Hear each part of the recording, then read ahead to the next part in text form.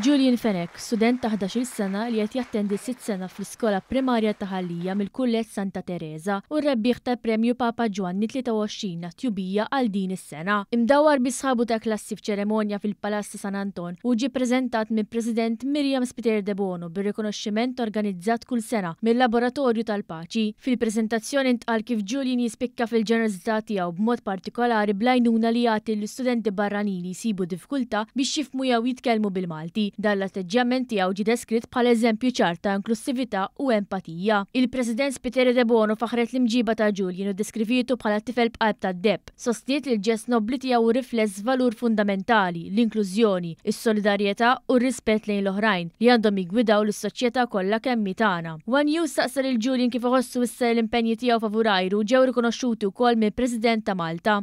Li nieħu pjaċir għax inħobb ngħin ħadd ieħor. Patri Dionisio Minto fil-fundatur tal-Laboratorju tal-Paċi li organizza dal-unur kull sena saħfu l-importanza li wieħed jgħin lil minnu fil-bżonn u li l-ġid komuni għandu jitqiegħed qabel interessi personali. U fakkar li s-soċjetà teħtieġ aktar żgħażagħ bħal Julian li jagħtu eżempju ta' altruiżmu fi żmien fejn l-egoiżmu fi spiss jirbaħ fuq is-solidarjetà.